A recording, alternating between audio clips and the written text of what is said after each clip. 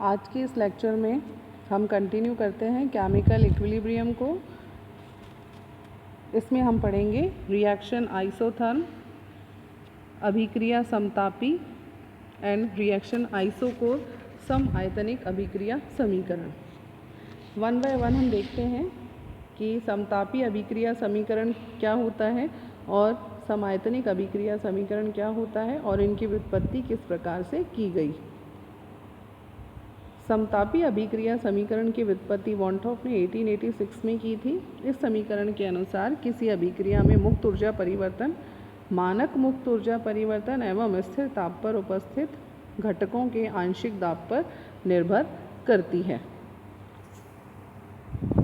इसको समझने के लिए हम एक अभिक्रिया का उदाहरण लेते हैं जिसमें कि दो अभिकारक हैं A और B, जिसके A और B मोल मिल करके उत्पाद M और N के M और N मोल बनाते हैं। यहाँ पर जो स्मॉल लेटर्स में हमने A और B लिखा है ये number of moles of reactant A and B हैं, और जो स्मॉल m और n हमने लिखा है ये number of moles of product m और n को दर्शाते हैं।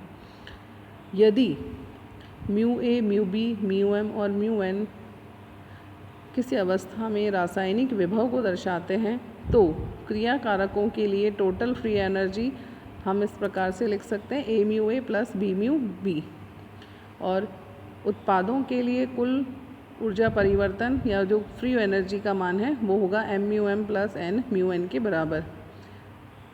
कांस्टेंट टेम्परेचर और प्रेशर पर फ्री एनर्जी चेंज को हम डेल जी से दर्शाते हैं, जिसका मान होगा प्रोडक्ट की फ्री एनर्जी माइनस रिएक्टेंट की फ्री एनर्जी।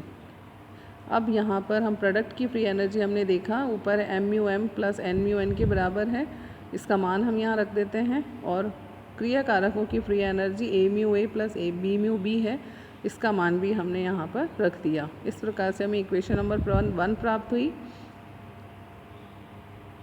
किसी भी पदार्थ की केमिकल पोटेंशियल को दर्शाने के लिए एक जनरल इक्वेशन होती है mu is equals to mu zero plus RT/ln P।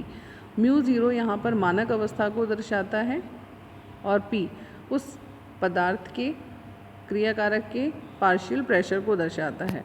तो इन चारों यानी कि दोनों क्रिया कारकों और दोनों उत्पादों के लिए हम केमिकल पोटेंशियल का मान इस प्रकार से लिख सकते हैं mu A is equals to mu zero plus RT/ln PA, mu B is equals to mu B zero plus RT/ln PB, mu M is equals to mu M zero plus RT/ln PM, mu N is equals to mu N zero plus RT/ln PN।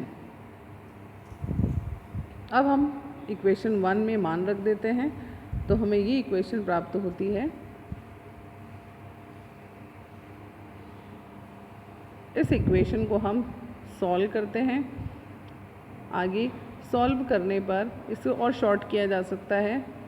यहाँ पर जो standard state वाली values हैं वो del G zero के बराबर हो जाएंगी। RT हमने यहाँ कॉमन ले लिया है plus RT/ln PM multiplied by PN divided by PA multiplied by PB। ये जो कोटिएंट है इस कोटिएंट को हम QP के द्वारा दर्शा सकते हैं। तो हमारी जो इक्वेशन है वो शॉर्टन हो जाती है इस तरह से, del G is equals to del G zero plus RT/ln QP हम इसे लिख सकते हैं। हमने यहाँ डेल जी ज़ीरो का मान भी रख दिया है जो कि माइनस RT/ln KP के बराबर है, तो डेल जी का मान होगा minus RT/ln KP plus RT/ln QP। This equation known as reaction isotherm. According to this equation free energy change depends on standard free energy change and partial pressure of components at constant T। यदि arbitrary state और साम्यावस्था की अवस्थाएं समान होंगी तो QP और KP का मान भी समान होगा। अल्टीमेटली डेल जी का मान शून्य हो जाएगा। अगर हम पार्शियल प्रेशर की जगह सांद्रता के पद काम में लेते हैं तो KP को KC से रिप्लेस किया जा सकता है और QP को QC से हम रिप्लेस कर सकते हैं। तो इक्वेशन का रूप हो जाएगा इस तरह से, del G is equals to minus RT/ln KC plus RT/ln QC, या इसे इस प्रकार भी लिखा जा सकता है डेल जी बराबर RT/ln QC अपॉन KC। अब हम देखेंगे रिएक्शन आइसोकोर इक्वेशन क्या होती हैं या समआयतनिक अभिक्रियाएं किसे कहा जाता है। जैसा कि हम पहले देख चुके हैं, मानक मुक्त ऊर्जा में कमी साम्यावस्था के माप का मेजरमेंट होती है, जिसे निम्न समीकरण के द्वारा दिया जाता है, del G zero is equals to minus RT/ln Kp। इस समीकरण का बाईं ओर का पद उस प्रक्रम को इंगित करता है जिसमें प्रत्येक अभिकारक और उत्पाद मानक अवस्था में होते हैं और सभी आदर्श व्यवहार करते हैं। दाईं ओर के पद दो चर Kp और ताप T होते हैं जो दाब पर निर्भर नहीं करते हैं।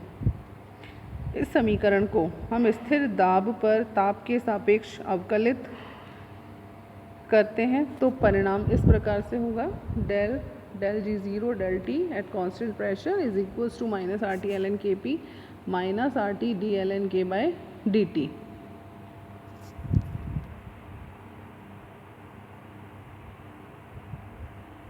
अब हम दोनों साइड एब्सोल्यूट टेम्परेचर से मल्टीप्लाई कर देते हैं इक्वेशन को।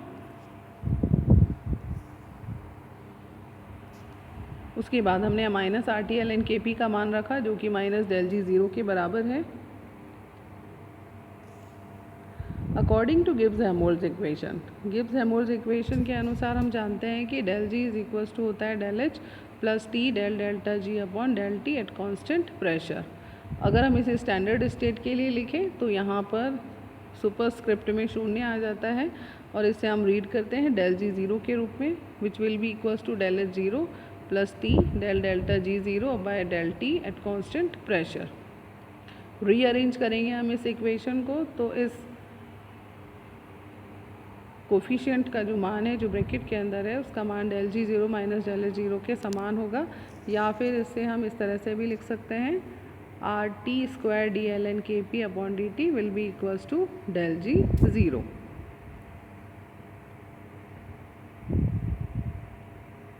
अगेन हम इसे रीअरेंज करेंगे,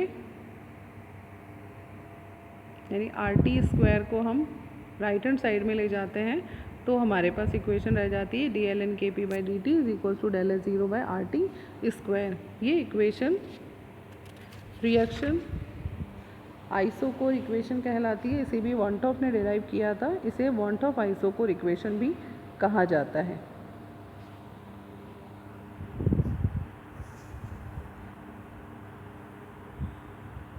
ये समीकरण ताप के छोटे परास के लिए अगर हम del G ज़ीरो का मान स्थिरांक मान लेते हैं तो समाकलन किया जा सकता है। समाकलन करने पर इसका मान हमें मिलेगा ln Kp is equals to minus del H zero upon RT plus constant के बराबर। तो ये समीकरण भी ऊपर दी गई समीकरण के समान है, इसलिए ये वॉन्टॉफ की समायतनिक अभिक्रिया कहलाती है। इन समीकरणों से हमें ज्ञात होता है कि यदि log p को 1/t के सापेक्ष आलेखित किया जाए तो एक सीधी रेखा प्राप्त होगी जिसका ढाल माइनस del H ज़ीरो अपन 2.303 R के बराबर होगा। अनेक रिवर्सिबल अभिक्रियाओं के जो डाटा हैं उनसे हमें ये पता चलता है कि ताप का अगर रेंज टेम्परेचर रेंज बहुत अधिक नहीं होती है तो del H ज़ीरो का मान जो है वो लगभग कांस्टेंट रहता है।